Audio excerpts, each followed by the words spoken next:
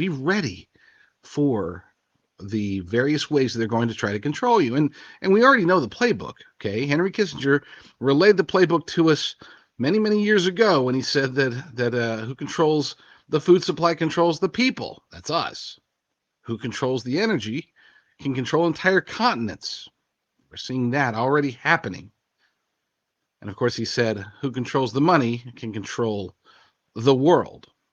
And that's a good segue into this first story we have today.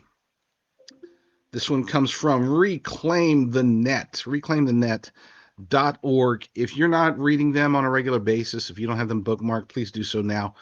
Great site, great insights. They cover important topics. I would say, unlike a lot of these conservative sites, including my own, they don't really mess around with the stuff that we don't need to know about. Okay. And that's not to say that they give you everything you need, because obviously they're very specific about things that pertain to privacy, to online security, to our rights, freedoms. They focus on that, but they do a very good job of doing just that. And this article by Cindy Harper titled IMF Director Says CBDCs Could Replace Cash, Increase, quote, financial inclusion. There's that inclusion word that's very much a part of the whole DEI trend, or as my good buddy over at the Liberty Daily, Matthew Burke, likes to say, the DIE trend. Diversity, inclusion, and equity is or however you want to put it. DEI, DIE. It's all bad, and this is just another way to sneak in that inclusion. Oh, it's got to be equitable. It's got to be inclusive. Everybody should have the same thing. No, it's not Marxism. It's not communism. It's not socialism.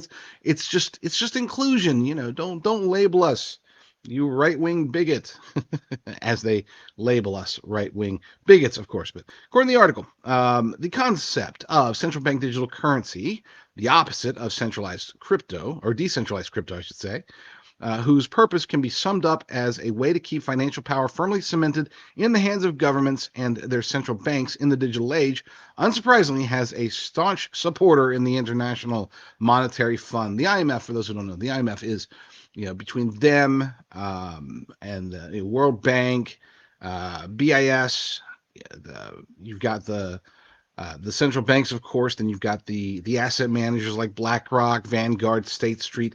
These organizations, they're separate, okay, but they're not. They all of them invariably point in the same basic direction, especially as it pertains to central bank digital currencies. And as Cindy Harper here points out, it is very different. And they're trying to sell it as if it's very similar to Bitcoin or Ethereum or other cryptocurrencies. It's the exact opposite. The whole idea of Bitcoin is to be decentralized, is to make it to where governments and central banks and other organizations cannot control it. That's the idea. That's how it's supposed to work. Now they're trying to, and I've covered this in the past, and I'm sure I'll cover it in the future. They're trying to do everything they can to regulate Bitcoin and other cryptocurrencies because they want to direct us towards central bank digital currencies, which again are the exact opposite. Now they're selling it like it's like a cryptocurrency, and technologically speaking, it's very similar. It still uses blockchain in most scenarios. It just does it in a way that allows them to control it. I mean, it's the exact opposite. Decentralized versus centralized. Control versus autonomy. Now, I do dabble in cryptocurrencies, and I don't do it nearly as much anymore because I just don't trust them. I know that they're going to be regulated, but there was a time when I was a lot more engaged with it, and I understand the appeal. It's not for me. It's not for a lot of people. Not because of the idea of it. I love the idea. I'm just fearful that this is something that, since they can't control it, they're going to find a way to control it. So it's just like, I mean, it is what it is. I'm not ripped. By the way, if you're into cryptocurrencies, praise God for that. Amen. That's good for you. Okay, I pulled out mostly simply because of what, kind of looking down the road. Today, crypto good. Tomorrow, crypto may be very bad. And if and when that does happen, if they do regulate it to the point of essentially having control, then there will be crashes, and they won't care. Okay. You might think, oh, they would never, to try to regulate Bitcoin, because then it would drop from like $37,000 per Bitcoin down to like hundreds. Well, they don't care. They'll be like, "Oh, yeah, should have just put your money in Bank of America and gotten your checking account with your regulated cards and kept the money right there for us to see and to take whenever we want. You shame on you for trusting Bitcoin decentralization." Anyway, that's why I'm out. But again, I'm not. Do I foresee this tomorrow? No. If you're in cryptocurrency today, heavily, mildly, moderately, whatever, great. Not bashing Bitcoin by any means, or cryptocurrency, for that matter. Anyway, back to the article. Both CBDCs and the IMF are global darlings, and here they come together, with the latter's top officials like managing director Kristalina Georgieva talking up the benefits of the former. And I've covered her before. This is it's very I don't want to say evil because that's kind of assumed. Very concerning.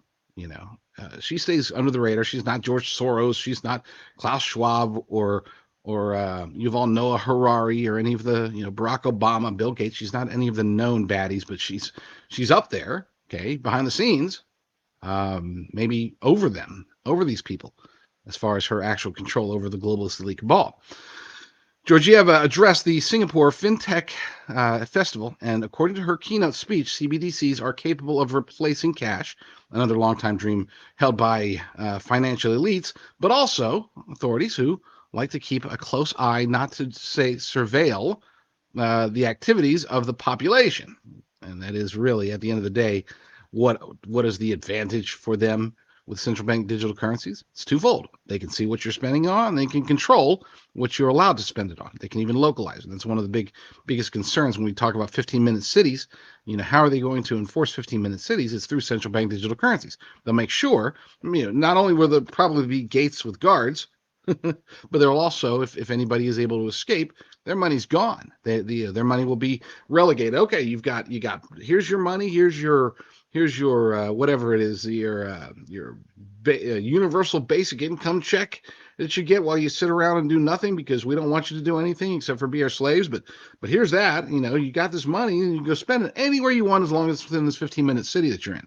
We placed you here for a reason. This is where you're going to be.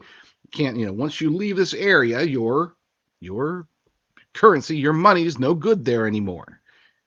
So good luck with that. Again, I can't stress enough, become as self-sufficient as possible. Anyway, other benefits as listed by Georgieva are better resilience of developed economies, more convenient cross-border banking, which they are already working on. The technology is already in testing mode.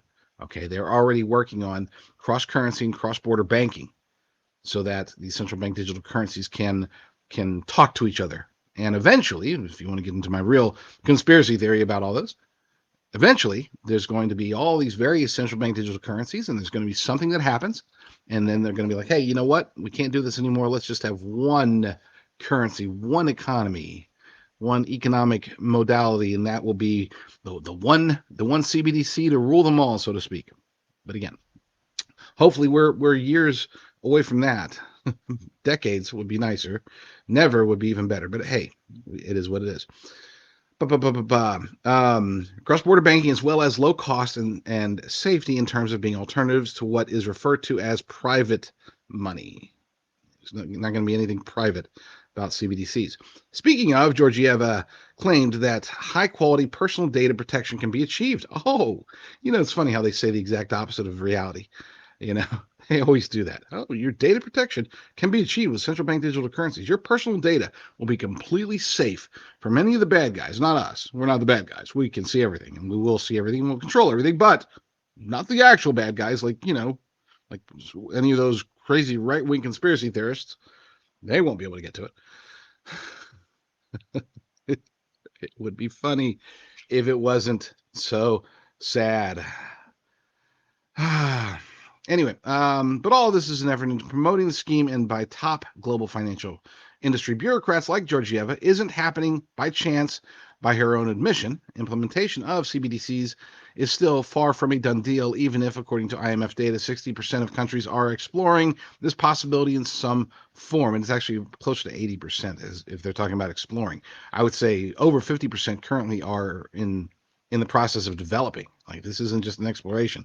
They're not just saying, hey, let's check this out. They're actually, let's do it. Hardly a firm commitment by the world, and that is why nevertheless optimistic Georgieva admitted that CBDC adoption is, globally speaking, nowhere close, at the same time urging the public sector to keep preparing to deploy this type of money. Prepare, prepare, prepare. That's what they want you to do. They're trying to normalize it. They're trying to get it to where you go from, hey, that doesn't sound very safe. I remember the truckers in Canada. I remember how they can control that money. If this gives them even more power to control what money we can send, what money we can receive, what we can buy, what we can sell, well, by golly, I'm not interested. And then, oh, but no, it's going to be safer, and it's going to be more secure, and you'll have more of it, and it'll spend better, and it's not dirty, and it doesn't hurt the environment, and they'll throw everything at us. Okay, everything is a sales pitch for them, for this globalist elite cabal.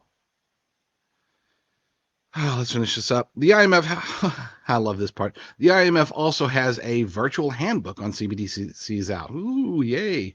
I don't want to click on it. I'm going to click on it. Whose purpose is to serve as a reference guide for policymakers and experts at central banks and ministries of finance. You know what? I'll keep this open. I'll cover it later, but this already looks horribly, horribly bad. Yeah, we'll talk about that later.